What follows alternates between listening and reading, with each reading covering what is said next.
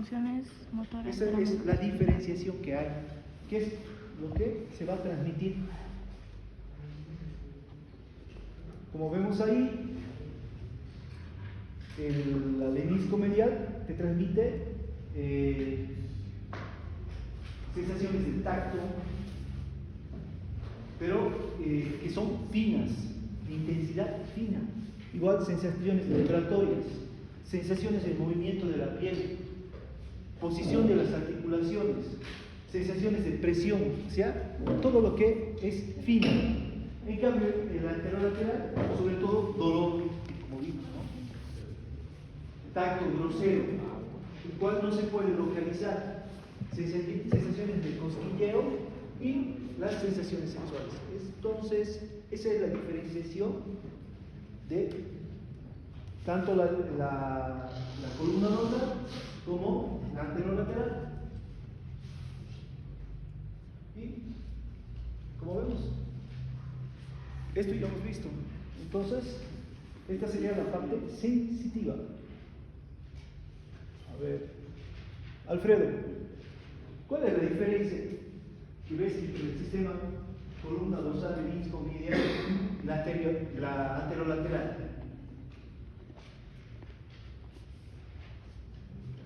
Los dos llevan, por ejemplo,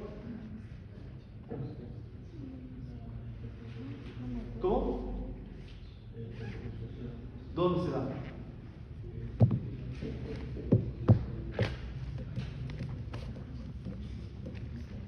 ¿Hay diferencia o no?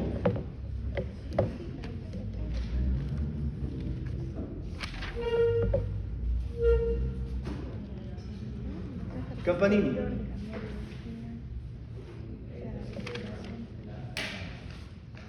¿Perdón? ¿Cuál? No, yo estoy hablando de la sensitiva.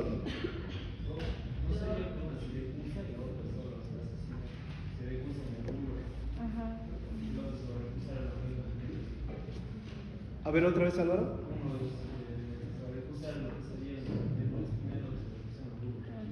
¿Cuál es la médula espinal? El anterolateral. Esta es la anterolateral. Y la otra es en el bulbo raquídeo. O sea, los entrecruzamientos en primer lugar son diferentes. ¿Ya? Entonces, como vemos aquí, esta, la que está a la izquierda, la menisco dorsal, la columna dorsal menisco medial, el entrecruzamiento se da a nivel de la médula ósea. ¿Ya? Sí, la izquierda. ¿Ya? Entonces, ahí es donde se va a producir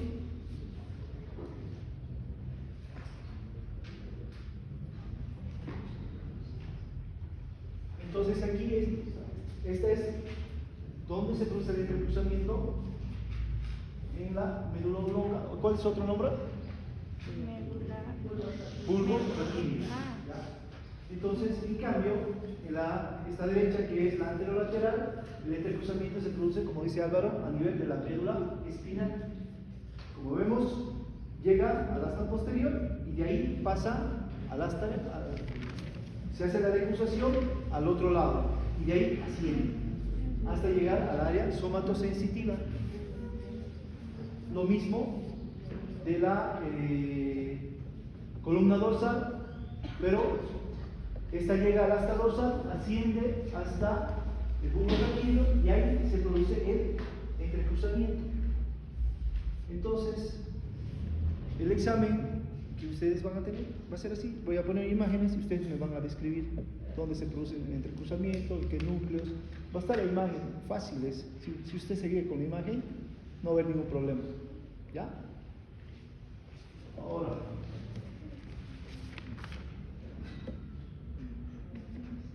esto es lo que vimos ayer sobre los reflejos medulares.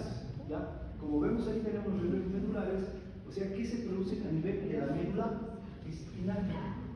Estos reflejos medulares, como vemos ahí, tenemos una neurona sensitiva, donde está ahí la piel, la cual va a llegar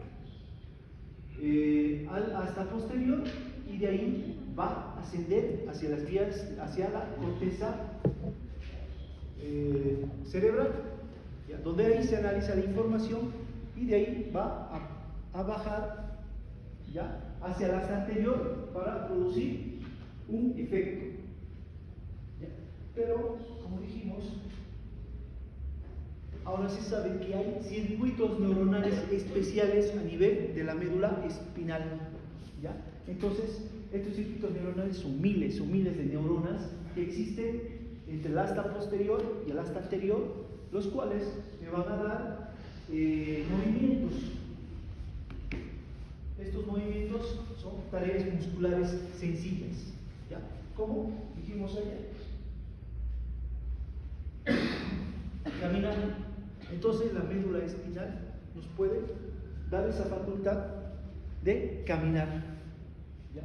Antes se pensaba que no, y solo la médula espinal transmitía las funciones de la corteza. Igualmente,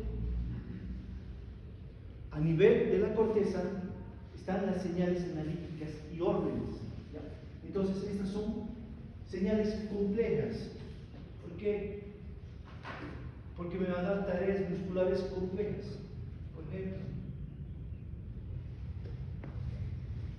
facilitar el movimiento de giro. Eso lo hace la corteza motora.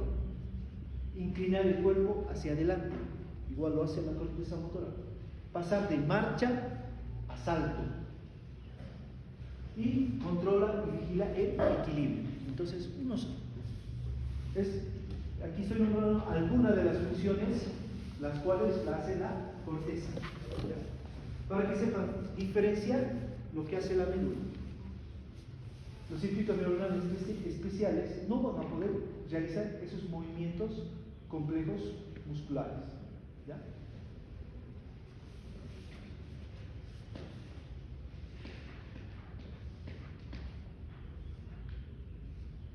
Organización de la médula espinal para la función motora.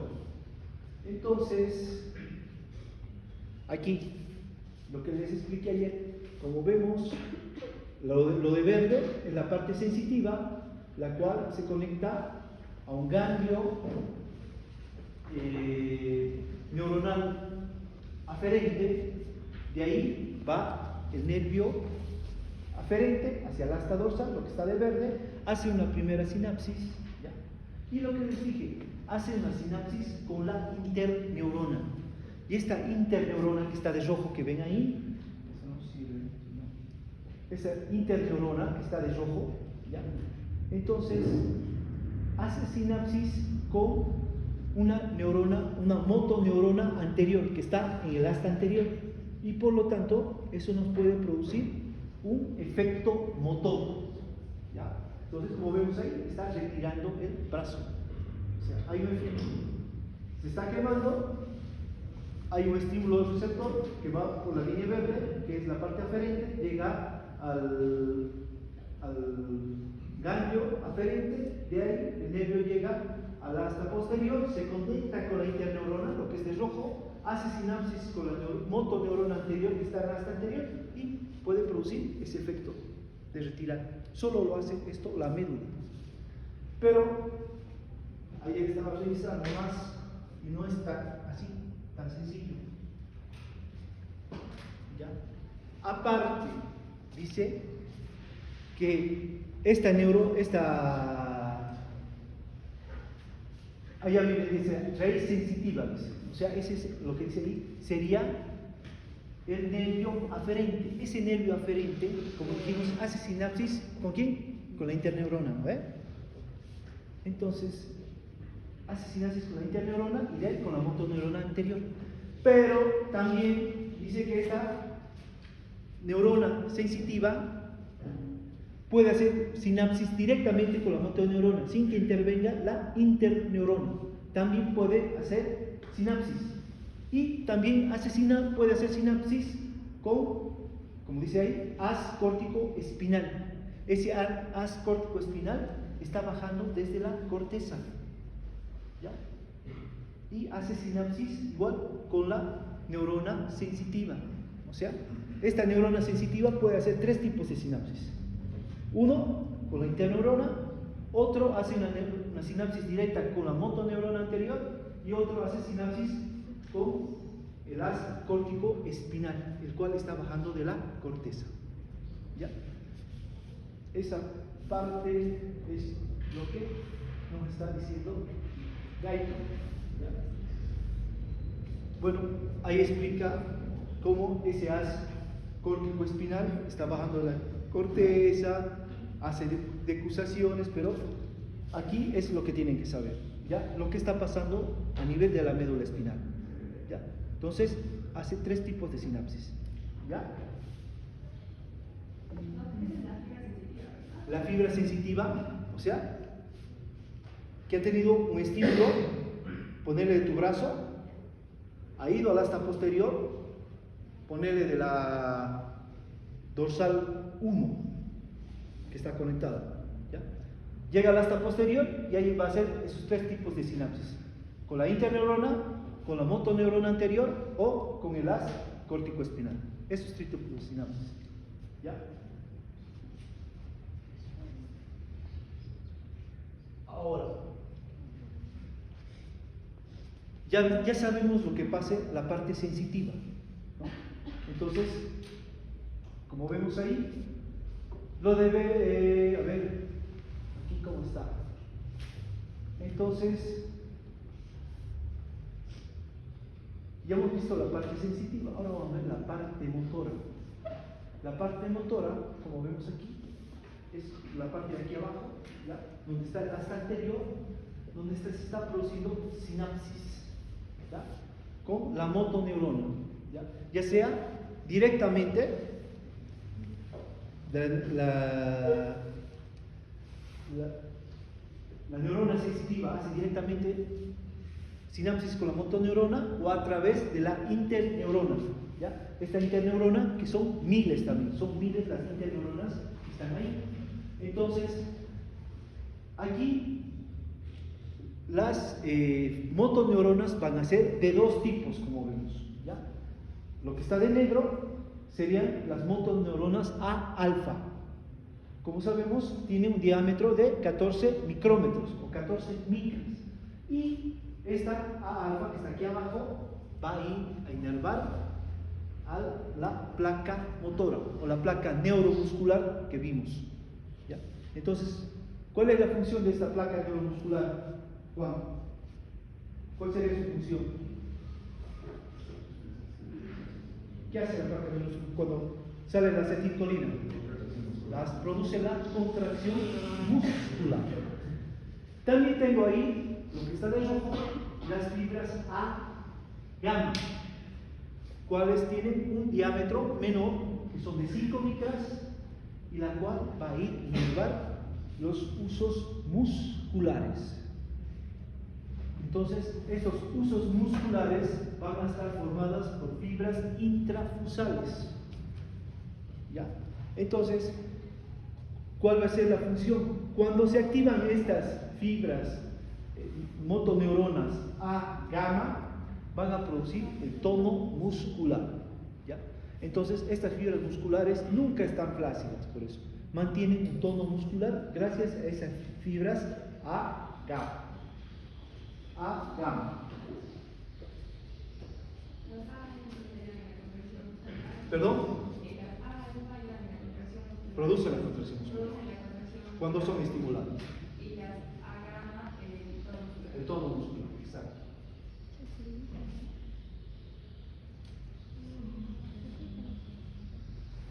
Entonces, aquí tenemos lo que dijimos, las interneuronas, como vemos arriba, dice terminaciones nerviosas de la piel. Entonces se produce un estímulo, ya, por ejemplo, un pinchazo, se transmite mediante el axón de esta neurona sensitiva y va a llegar hasta la asta posterior, y ahí va a ser sinapsis con la interneurona, como vemos ahí. Y esta interneurona va a hacer sinapsis con la motoneurona anterior que se encuentra en el asta anterior. Entonces, como dijimos, estas interneuronas son miles. Dice que son 30 veces más numerosas que las motoneuronas. Aparte, tienen un tamaño mucho más pequeño. Y otra característica que tiene, que son muy excitables. Dice que más o menos 500 disparos por segundo. Y aparte tiene múltiples interconexiones, por lo tanto van a estar formando, lo que puse acá abajo, los circuitos neuronales, ya sean divergentes y convergentes. Entonces, podemos hablar toda una clase de interneuronas, ¿ya? Pero eso no es lo que tenemos que ver aquí, vamos a complicar la vida. Entonces, estas interneuronas, hacen la sinapsis con las motoneuronas y van a ser las responsables de la mayoría de las funciones integradoras que cumple la médula espinal. ¿Cuál sería la principal función integradora de la médula? ¿Perdón? Caminar, por ejemplo. Es una de las principales funciones. Movimientos sencillos, bruscos, ¿ya? Entonces, esto gracias a las interneuronas. Doc, Diga. dijo que se transmite mediante la acción y hace sinapsis con las motoneuronas. ¿Cuál? ¿Las interneuronas? Ajá. No, hay formas, redes neuronales. No va a ser una sinapsis así sencilla. Yo digo sinapsis nada más para que no. Aquí estoy diciendo que hay redes neuronales, perdón, circuitos neuronales, ya saben que son divergentes y convergentes. Y de ahí van a hacer sinapsis con la motoneurona. ¿Ya? Y de ahí van a producir sus funciones integradoras.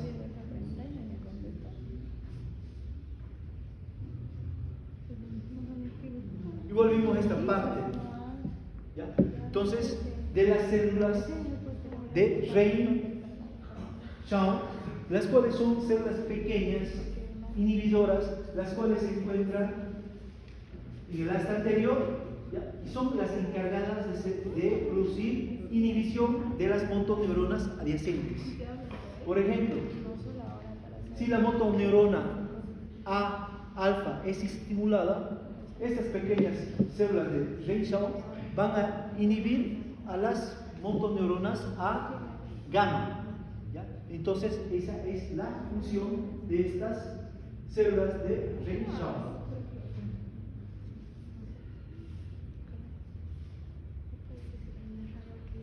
Ahora,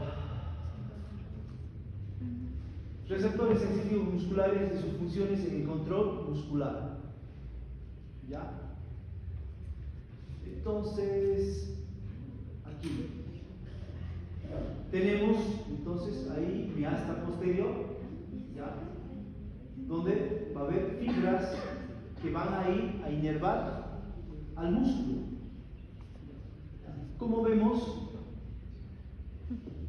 ¿qué fibras inervaban el uso muscular? Las fibras. ¿Cuál era? Así para que quede claro. Las fibras intrafusales. Ya, ¿verdad? Las fibras interfusales se encuentran dentro del uso muscular.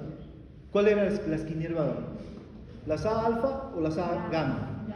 Las A-gamma. Entonces, como vemos ahí, el grupo, lo de rojo es motoneurona gamma. ¿Ya? Entonces, lo de rojo es la motoneurona A-gamma, la cual está yendo a inervar el uso muscular. Entonces, aquí en el uso muscular se detecta la longitud del músculo y la velocidad de su cambio. En cambio, tenemos la motoneurona, lo que está de negro, A-gamma, la cual va a ir a inervar la placa motora o placa neuromuscular. ¿Ya? Entonces, aquí detecta la tensión del músculo y la velocidad de detección de su cambio. ¿Ya? Entonces, como vemos aquí, tenemos tanto una parte sensitiva como una parte motora.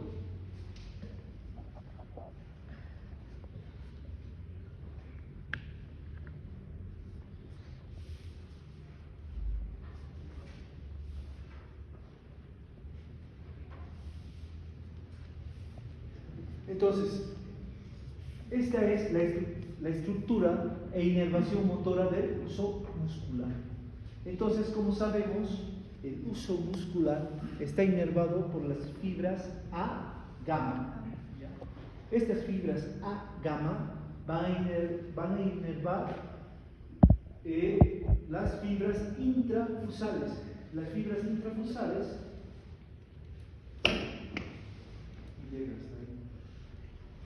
lo que vemos ahí al medio, o morado, esas son las fibras intrafusales. Entonces, aparte, se va a detectar aquí, como sabemos, la longitud del músculo y la velocidad de su cambio. Entonces, existen las fibras intrafusales, ¿ya? Y por fuera de estas fibras intrafusales están las fibras extrafusales, ¿ya? Entonces, como vemos ahí, este uso muscular tiene una inervación aferente, ¿ya? Lo que está de amarillo, y tiene una inervación eferente, ¿ya? La cual va a ser la encargada de producir el tono muscular.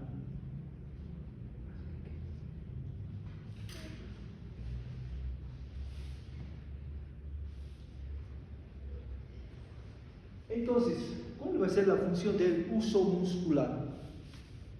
Entonces, primeramente dice que cuando se produce la excitación de este uso muscular, lo que tenemos ahí al medio, ¿ya?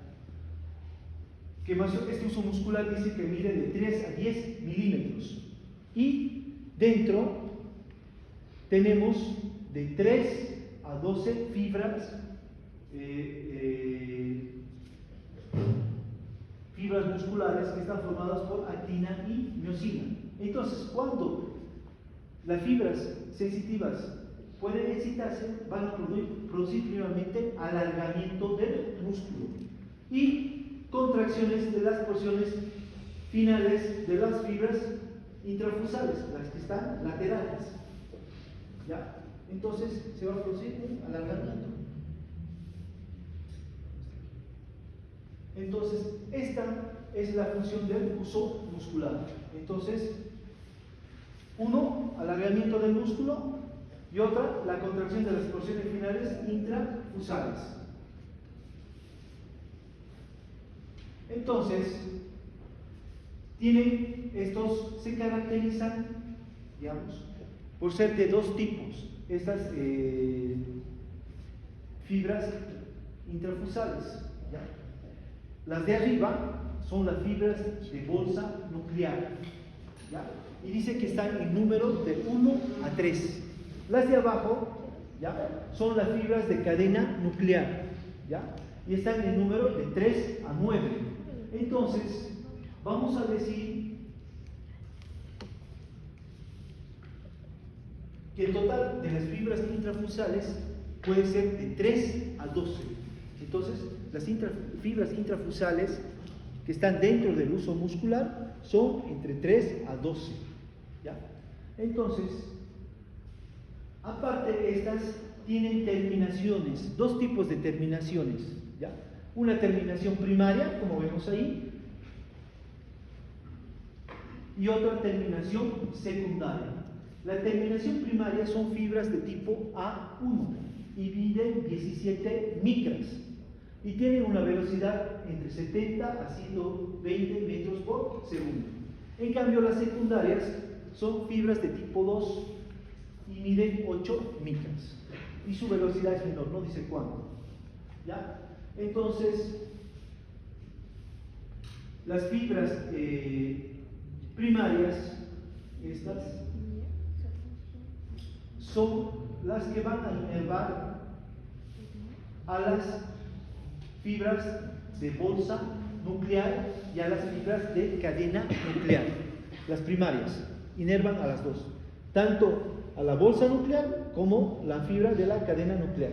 En cambio, las fibras de este tipo 2 solo van a inervar la fibra de cadena nuclear. Esa es la diferencia, ¿ya? Entonces, recapitulando, el uso muscular, ¿qué tipo de fibras presenta, Sofía? Las A gamma. No. Estamos hablando de músculo, vos estás conmigo. Hemos dicho que las A gamma es la que lo inerva, ¿ya? La que va a producir la función, el tono muscular. Las Lo que esto, intrafusales. ya, las intrafusales son fibras musculares, ¿ya? ¿Qué tipo? Presenta dos tipos de fibras. ¿Cuáles son? Las intrafusales. Sí, lo que dije ahorita. La- ¿Cuál? No, esas son inervación, no confundan. bolsa nuclear. Exacto. Una es la bolsa nuclear, la que tenemos aquí abajo, ¿ya?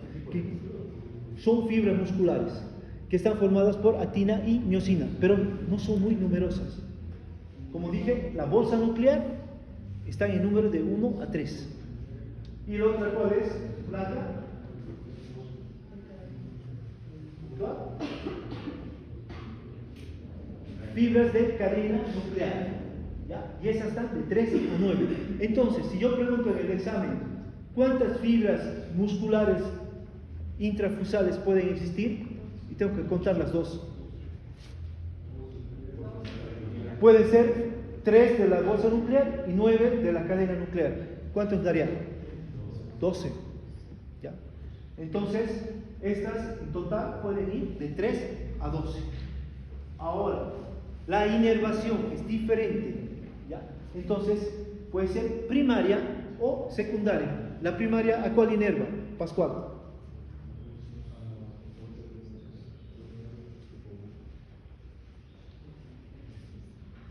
Mira el dibujo. Ahí dice fibras de grupo aferente primaria.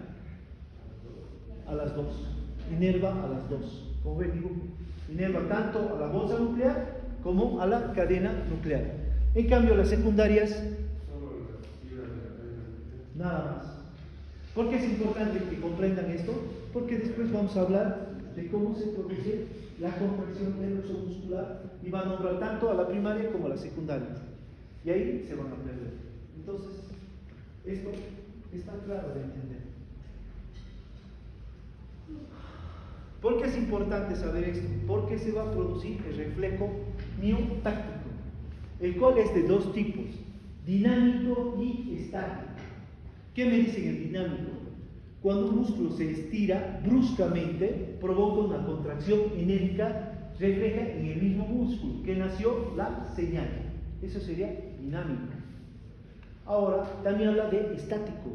Luego del anterior, o sea que se produce una contracción muscular brusca y una contracción enérgica del músculo, viene un reflejo más débil de un periodo prolongado. Tengo un dibujo de eso. Entonces, el dinámico, como vemos ahí, está producido por las fibras primarias, o también se llaman anuloespinales. ¿Ya? Entonces, si yo digo que el dinámico está producido por las primarias, por las fibras primarias, entonces se ha producido la contracción de las bolsas nucleares o de las cadenas nucleares. De los dos, de ambas. ¿Por qué? Porque está inervado por las primarias. Esa parte no entendían. Eso le preguntaba a mis residentes de anestesia y no podían responder. ¿Por qué? Es por eso, por las primarias. Ahora ustedes ya saben. En cambio, el estático es producido por los dos, tanto por las primarias como las secundarias. Pero, ¿cuál es la diferencia? ¿Ya? Aquí, en el estático, el músculo ya se ha producido el estiramiento del músculo, ¿ya? Entonces ya han actuado las primarias, ¿ya? Y se produce un reflejo débil de periodo prolongado que es producido por las secundarias, ¿ya? Esa es la diferencia.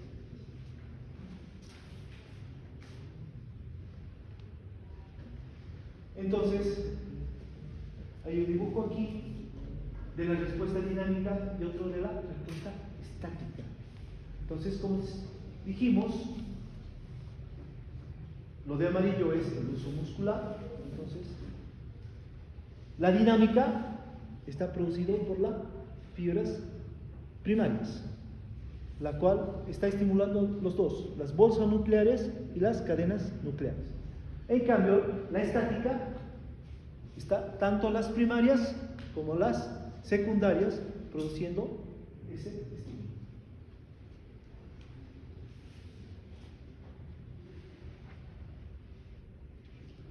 Ahora esto. Ahí tenemos un uso muscular, dice nervios motores gamma.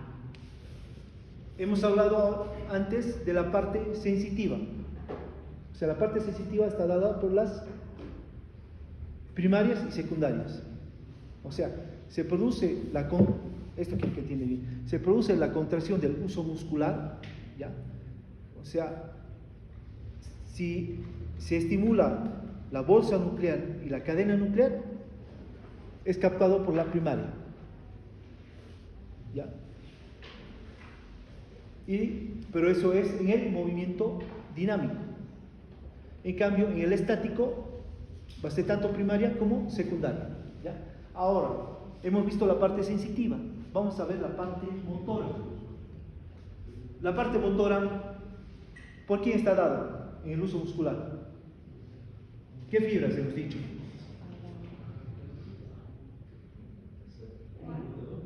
La parte motora del uso muscular, ¿por quién está dada? A alfa, gamma.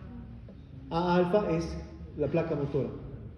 Entonces, la parte motora está dada por las A alfa.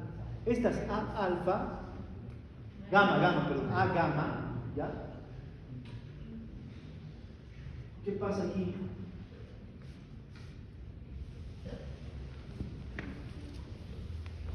Si se produce la contracción muscular, entonces de la bolsa nuclear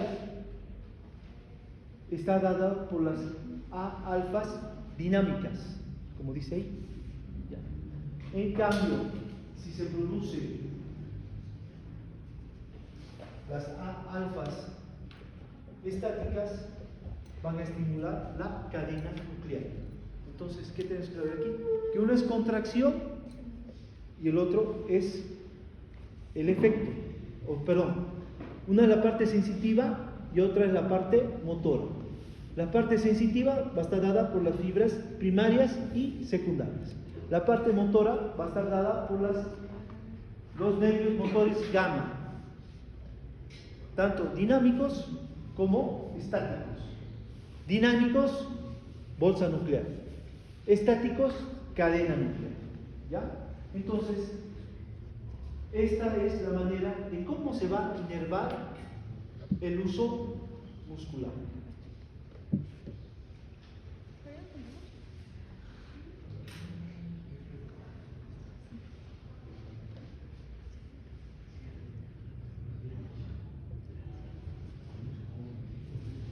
Entonces, recapitulemos todo para que se entienda. ¿Has entendido, Sofía, o está muy complejo? Más o menos. Sí, por eso es un poco difícil de entender esto. Entonces, Pietro, la parte sensitiva. Primero, ¿cómo está formado el uso muscular?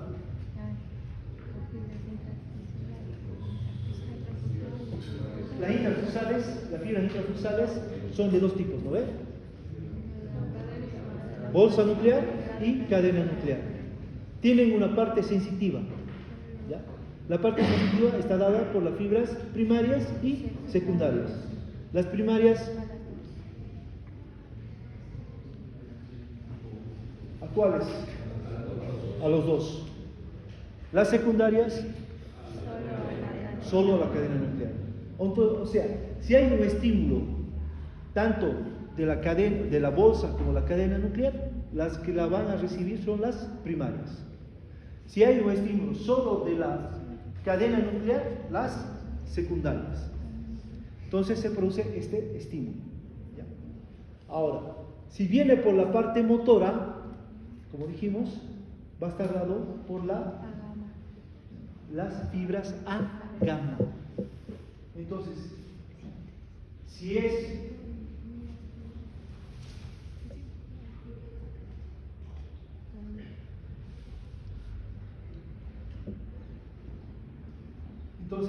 un reflejo dinámico,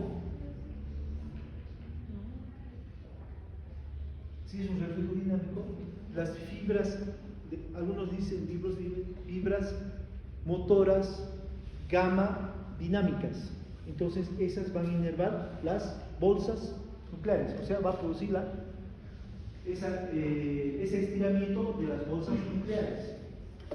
En cambio, si se estimula a las fibras A, gamma, estáticas, solo se va a estimular a las cadenas nucleares.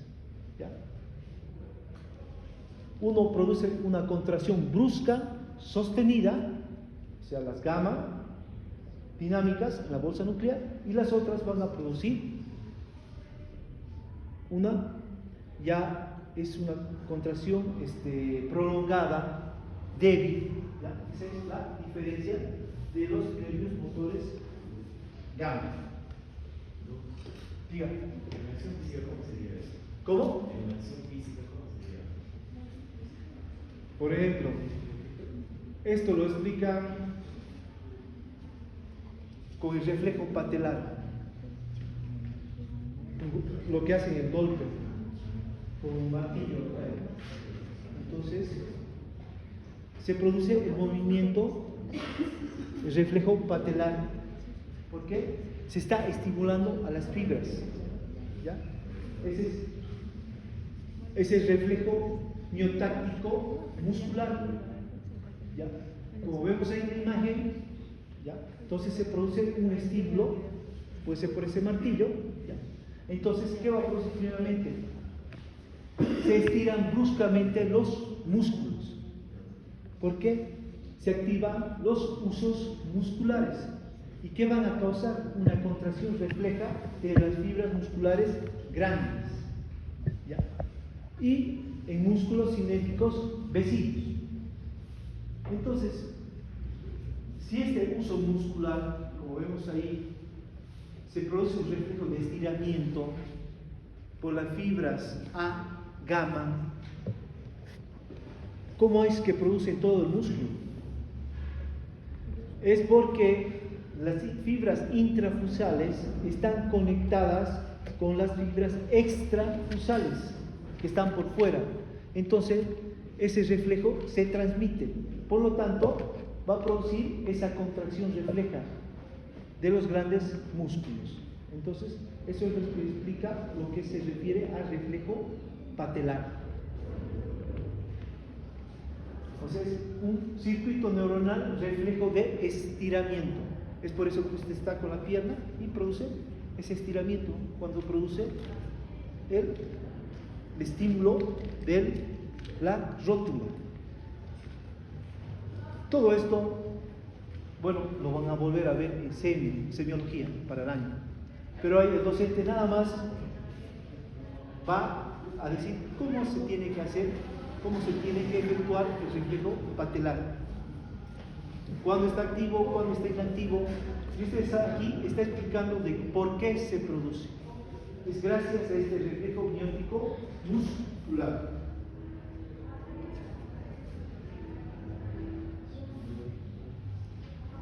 Ahí está.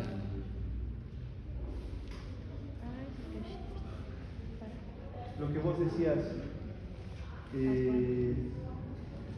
Pascual. Entonces, mira, se produce el golpe con un martillo, gentil martillazo dice ahí. Ese estímulo va al uso muscular. Es un martillo especial de goma. ¿Ah? ¿Cómo? Pero la pierna tiene que estar al aire. Y entonces, ¿qué pasa? Mira esta imagen. Entonces, hay un estímulo en el uso muscular. Como vemos ahí, lo de azul. El uso muscular está al medio. ¿Ya? Entonces, se va a producir por las neuronas aferentes. Estas neuronas aferentes van a ser, como sabemos, primarias o secundarias. Las primarias, ¿cuáles van a ir a inervar? Ambas. Entonces, como vemos ahí, va la primaria y se va a conectar por las fibras A gamma. Entonces, llega por las fibras A gamma y hay una diferencia a nivel de la asta posterior. O sea que la próxima clase voy a traer mi flash porque le perdí mi flash y perdí toditas mis presentaciones. No sé. Le perdí como mi reloj. Así tengo que encontrar mi reloj para encontrar mi flash. No sé. Por eso he vuelto a hacer todas las presentaciones de nuevo de esto. Y el resto no sé dónde están.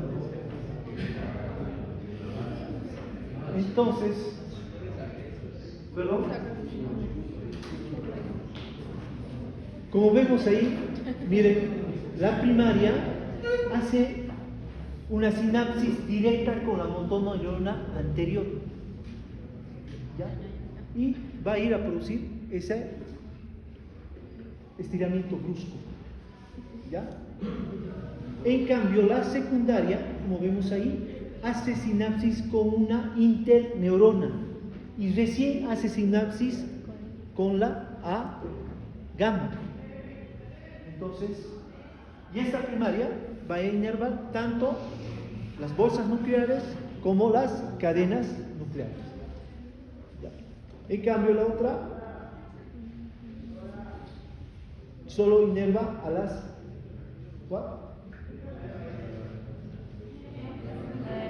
solo a las cadenas nucleares. Entonces, aquí me está explicando todo el reflejo miótico que se produce cuando hacemos el reflejo patelar. Es por eso que se va a mover la piel. Interneurona, fíjate, esta de rojo. Esa es una interneurona. En cambio, la otra hace directo. Sensitiva como interneurona. No hay intervención de la interneurona. Entonces, aquí estamos explicando todo lo que es el reflejo miótico.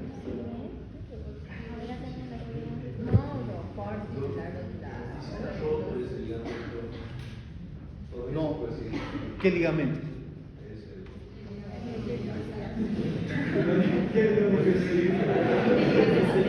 ¿Dónde se hace el ¿Ligamento anterior de la rótula? Porque el ligamento posterior. O sea, tendría que...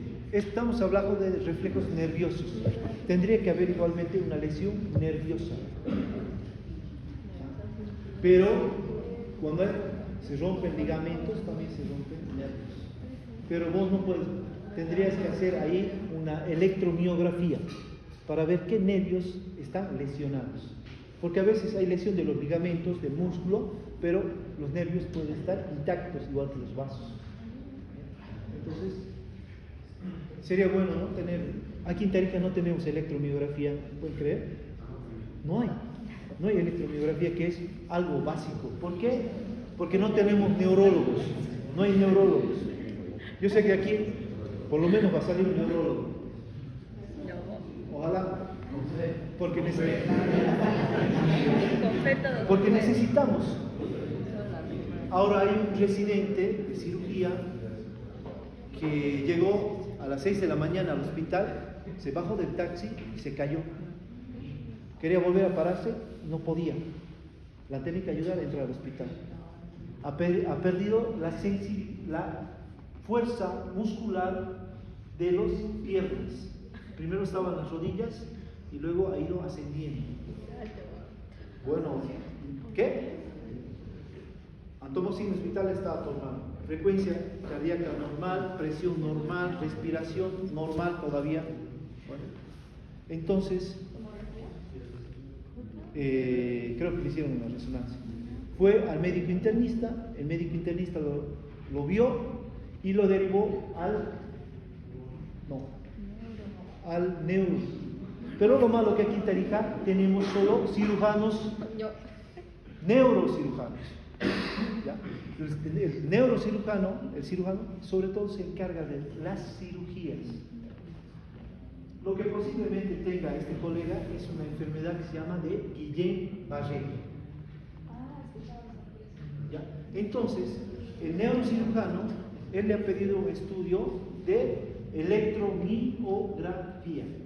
Y no hay ni en el hospital ni en la parte privada. Así que se tuvo que ir a Cochabamba. ¿Por qué? Porque mediante esta electromiografía van a saber si realmente hay una alteración en los nervios sensitivos de los músculos. ¿Ya? ¿Para qué? Porque esta enfermedad de Guillain-Barré comienza en los miembros inferiores y comienza a ascender. ¿Perdón? Llega a las manos. ¿Cuál es el peligro aquí? Aparte, sobre todo, no la parte sensitiva, afecta sobre todo la parte motora. ¿Por qué? Es por eso que él no puede sostener, no tiene fuerza en los músculos, se cae. Entonces, ¿cuál es el peligro aquí? Que esto va a ir ascendiendo y va a llegar al tórax. ¿Y qué va a pasar? ¿Qué pasa? Los músculos de la respiración. Sobre todo afecta la parte motora. Diafragma. Entonces, si llega a esto, él va a necesitar ingresar a terapia intensiva y va a necesitar estar acoplado a una máquina que lo haga respirar.